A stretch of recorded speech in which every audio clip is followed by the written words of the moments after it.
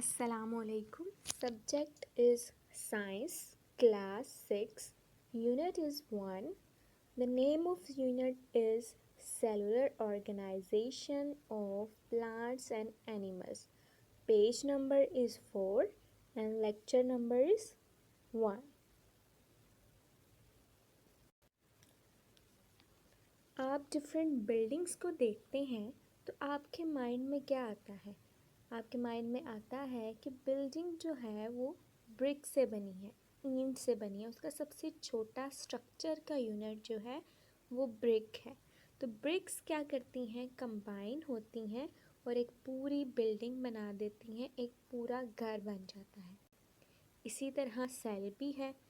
Cell जो है उसको हम रिजेंबल करते हैं ब्रिक के साथ, और एक लिविंग थिंग को हम रिजेंबल करते हैं ऑर्गेनिज्म के साथ। तो सेल जब कंबाइन होते हैं तो वो एक लिविंग ऑर्गेनिज्म बना देते हैं, एक लिविंग थिंग बना देते हैं।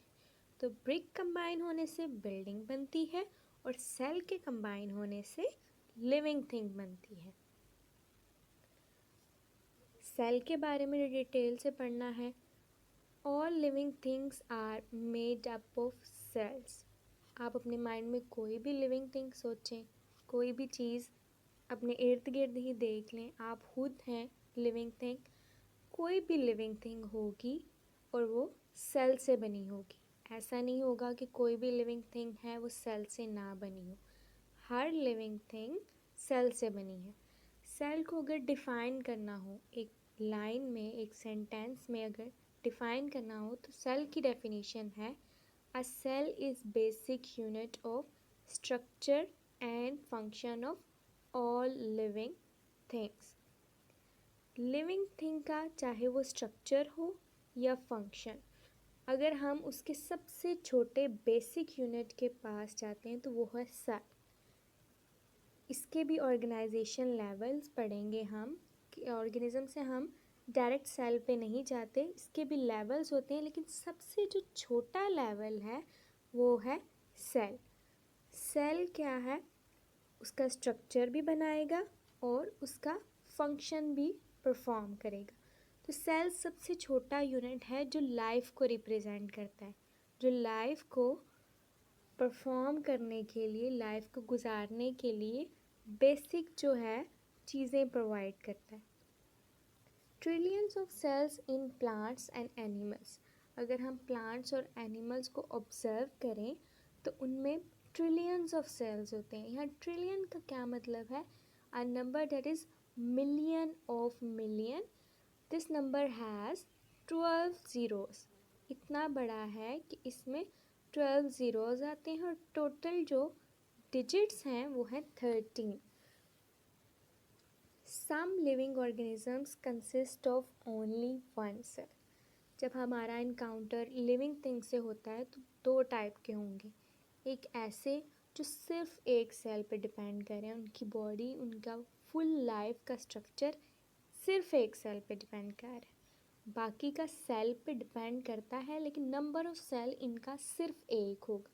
अगर हम एक सेल को देखें तो हमने पूरे ऑर्गेनिज्म को ही ऑब्जर्व कर लिया। इसमें एग्जांपल आ जाती है बैक्टीरिया की।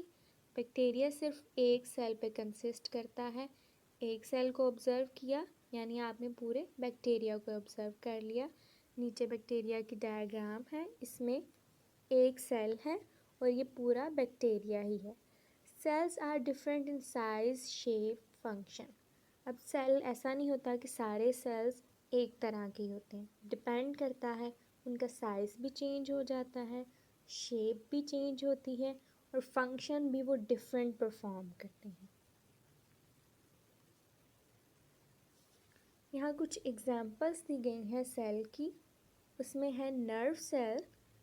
नर्व सेल्स जो है नर्वस सिस्टम से लिंक्ड है। नर्वस सिस्टम क्या है? ब्रेन का सिस्टम, स्पाइनल कॉर्ड का जो सारा सिस्टम है। तो नर्व सेल्स का क्या फंक्शन है?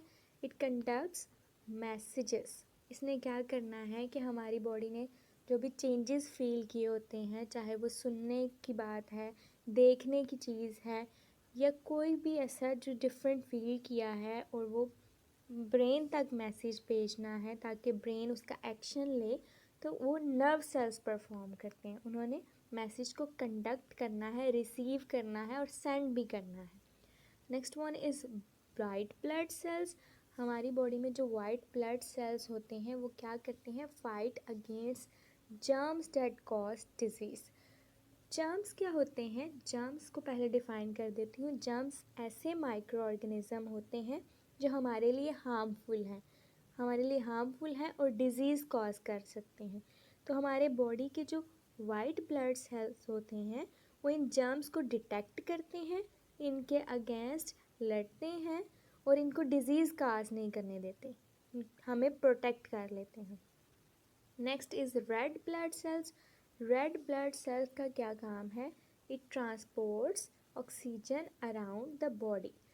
रेड ब्लड सेल्स में एक मॉलिक्यूल होता है हीमोग्लोबिन, वो क्या करता है, ऑक्सीजन के साथ कंबाइन हो जाता है और हमारी बॉडी को ऑक्सीजन वो ट्रांसफ़र करता है। यानी एक कैरियर के तौर पर, एक व्हीकल समझ लें जो ऑक्सीजन को पिकअप करता है और जहाँ जहाँ उसकी रिक्वायरमेंट होती है उसको वहाँ ट्रांसफ़र कर देता है। Next is muscle cells. Muscle cells क्या हैं, जो मसल्स बनाए। मसल सेल्स ने कॉन्ट्रैक्ट होना है, रिलैक्स होना है जब भी इसकी रिक्वायरमेंट होगी। जब बोन को मूव करना है तो ये क्या करेंगे, कॉन्ट्रैक्ट करेंगे, ये रिलैक्स करेंगे एंड ब्रिंग अबाउट मूवमेंट, और मूवमेंट करवाते हैं, मूवमेंट में इन्वॉल्व हैं। मसल्स के बगैर हमारी बोन्स मूव नहीं कर सकती क्योंकि मसल्स ही कॉन्ट्रैक्ट रिलैक्स करते हैं जिसके वजह से बोन्स मूव करती हैं। Next type of cell is skin cells. Skin cells क्या करते हैं, cover the body and protect inner layers. हमारी जो इनर लेयर है, सेकेंड लेयर्स हैं, उनको प्रोटेक्ट करेगा और हमारी बॉडी को कवर करता है। इसके अलावा भी स्किन के बहुत से फंक्शन हैं। स्वेटिंग होती है इससे, जिस टेम्परेचर नॉर्मल होता है। उसके अलावा ये जो है मैसेजेस कंडक्ट करता है, टेम्परेचर से रिलेटेड बैरियर है, प्रोटेक्शन करेगा। Next is bone cells. Bone cells produce bone to shape and support your body.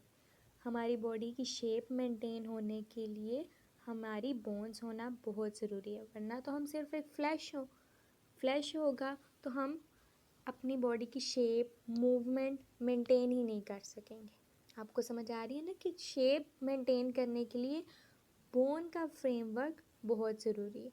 तो देखिए, हर सेल्स जो हैं, हर टाइप के सेल्स हैं और हर सेल ने अपना एक स्पेसिफिक काम करना है और हर सेल के साथ में डायग्राम भी दी है, पिक्चर दी है।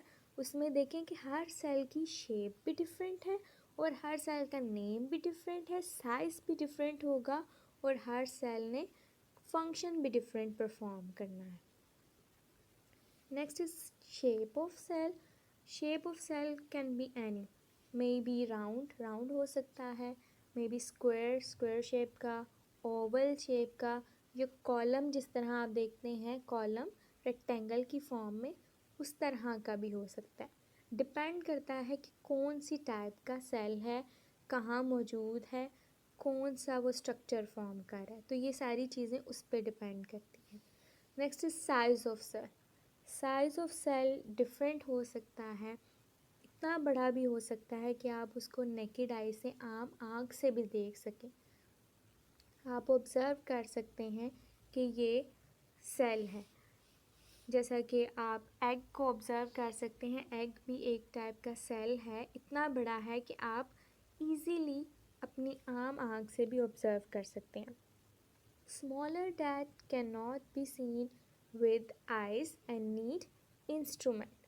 कुछ इतने छोटे होते हैं कि आप उसको आम आँख से ऑब्ज़र्व ही नहीं कर सकते, आपको वो नज़र ही नहीं आएगा। तो आपको क्या चाहिए होता है, आपको उस वक्त एक इंस्ट्रूमेंट चाहिए होता है उसको ऑब्ज़र्व करने के लिए, that is a microscope. Microscope वो इंस्ट्रूमेंट है जो हमें उन ऑर्गेनिज़म्स को देखने में हेल्प करता है या उन चीज़ों को देखने में हेल्प करता है जो हमारी आम आँख से हम ऑब्ज़र्व ही नहीं कर सकते। हम उनकी एग्जिस्टेंस से नॉन ही नहीं होते, हमें पता ही नहीं होता एग्जिस्ट कर रही हैं, तो हम क्या करते हैं, हम उनको माइक्रोस्कोप के थ्रू देखते हैं और उनकी कंप्लीट ऑब्जर्वेशन करते हैं। तो स्टूडेंट्स, ये था आज का हमारा फर्स्ट लेक्चर। आपने इसको अच्छे से समझना है। देन आपने बुक से एक बार फुल पेज रीड करना है, पेज नंबर 4, और देखना है कि सारे कॉन्सेप्ट्स वहीं से हैं और ये क्लियर हैं या नहीं। इंशाल्लाह आपको क्लियर होंगे। Thank you.